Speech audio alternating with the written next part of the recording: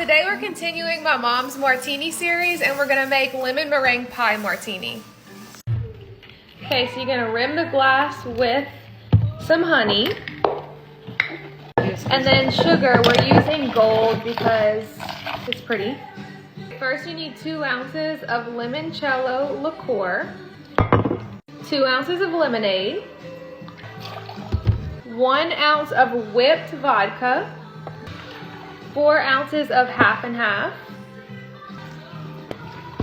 Okay, and just a couple of drops of yellow food coloring. I got a shaker this time.